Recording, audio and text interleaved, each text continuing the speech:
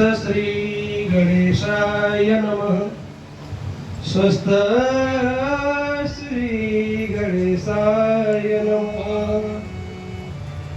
ओम नमो भगवते वासुदेवाय। ओम नमो भगवते वासुदेवाय।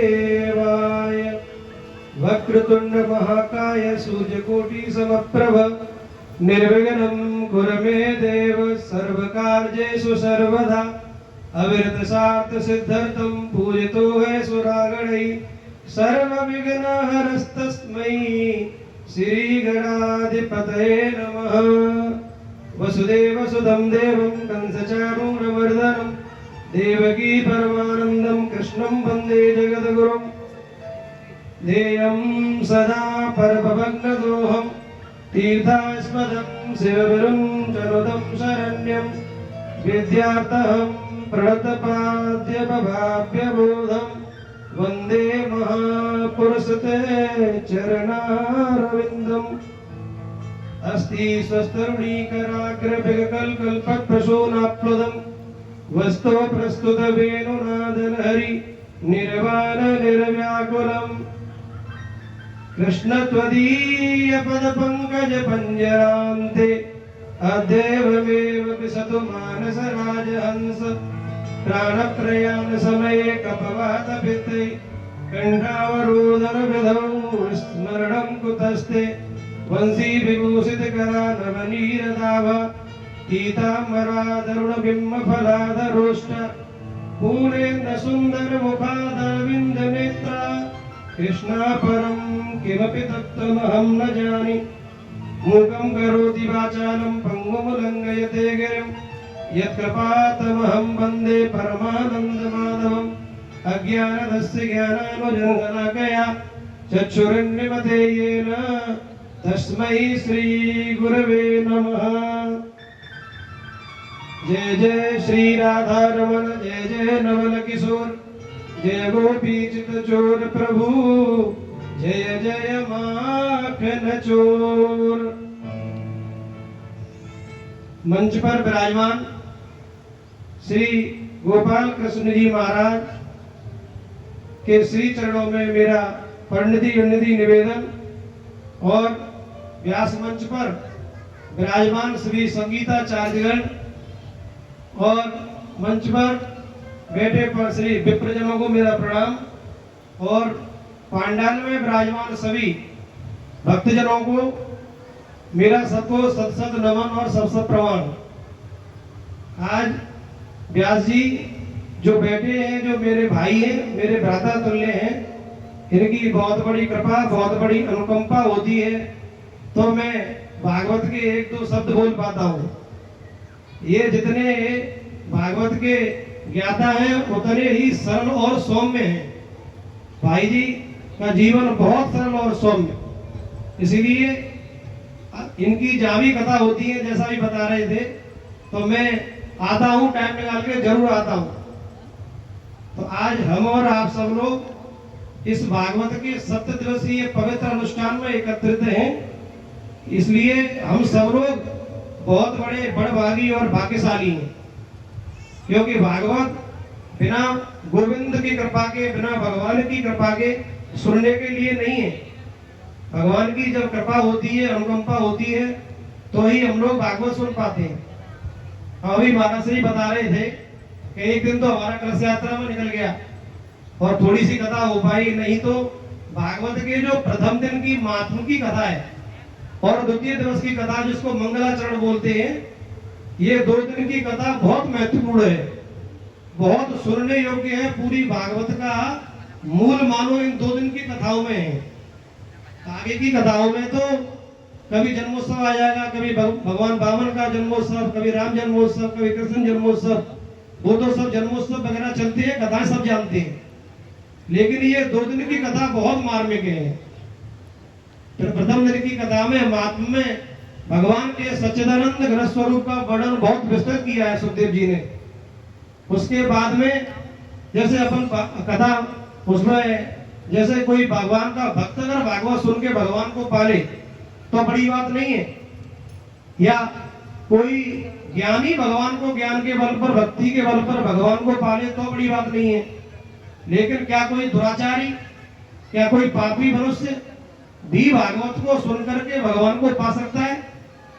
इसका भी बहुत विस्तृत वर्णन है जो अभी महाराज श्री कर रहे थे, धुंधकारी और गोकर्ण प्रसंग को सुना करके। आगे उसमें भक्ति ज्ञान वैराग्य का भी एक बहुत बड़ा इसके अंदर जो क्या है उनकी व्याख्या है। तो और फिर मंगलाचरण में 3 श्लोकों में भगवान की विराट स्वरूप का बहुत विस्तृत वर्णन है। और भागवत के जो क्या है उसमें परम धर्म की व्याख्या, और तीसरे श्लोक में भागवत के दिव्य स्वरूप की व्यवस्था विवरण दिया हुआ है। जो वेद रूपी कल्पवृक्ष का जो फल भागवत है उसका बड़ा विस्तृत वर्णन है। तो ये 2 दिन की कथा तो बहुत महत्वपूर्ण है, सभी को बिल्कुल एकाग्र बन होकर सुननी चाहिए। तो भागवत तो भाई श्री व्यवस्थित विवरण कर ही रहे हैं, मैं तो बस कुछ 2 शब्द बोलूंगा आप लोगों के सामने। यदि इस वाणी से कोई गलती हो, त्रुटि हो तो सभी क्षमा करें, और व्यास जी आप भी क्षमा करें।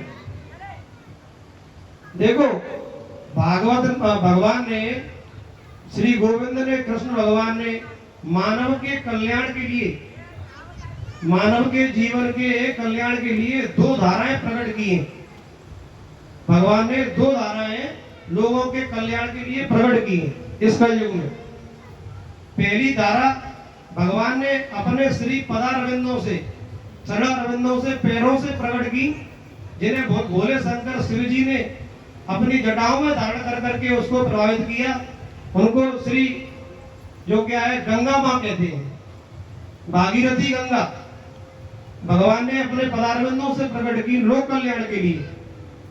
क्यों कि जो क्या है मां गंगा में जाकर के सभी लोग स्नान करते हैं, सभी लोग जाते हैं तो ऐसा मानते हैं कि हम पाप मुक्त हो जाते हैं। ऐसा नहीं है कि आप पाप कर गए और जाके वहां पे आपने स्नान कर लिया और फिर आगे फिर पाप कर गए, फिर स्नान करने चले गए, ऐसा कभी नहीं होता।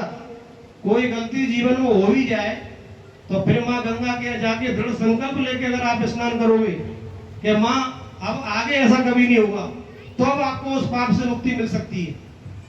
क्योंकि माँ गंगा शिव जी ने पहले जटाओं में धारण करके उसका शुभारंभ किया। माँ गंगा के अनेक नाम, अनेक रूप है। माँ गंगा का पवित्र नाम गंगा, एक नाम माँ का सुरसरी भी है। और शिव जी ने जटाओं में धारण किया तो जटा शंकरी भी नाम है गंगा मैया का। और भगवान ने अपने पदारविंदों से, विष्णु जी ने विष्णु के पदारविंदों से निकली है तो उनका नाम विष्णुपदी भी है और सुरसरी भी नाम है। और भागीरथ लेके आए तो एक भागीरथी भी नाम है, इसलिए भागीरथी गंगा बोलते हैं उनको। लेकिन एक नाम और है माता गंगा का, जाह्नवी। माँ गंगा का एक दिव्य नाम है जाह्नवी। वो जाह्नवी नाम क्यों है? जब भागीरथ माँ गंगा को लेकर के आ रहे थे तो भागीरथ चल रहे थे आगे आगे और माता गंगा पीछे कल कल कल कल कल कल करती हुई अपने तीव्र वेग से आ रही थी।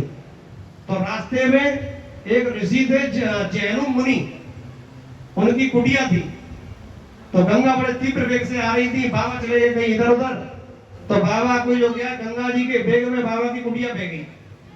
अब बाबा आए थोड़ी देर में, बाबा ने कहा मेरी कुटिया अभी तो यही थी, भैया मेरी कुटिया को कौन ले गया?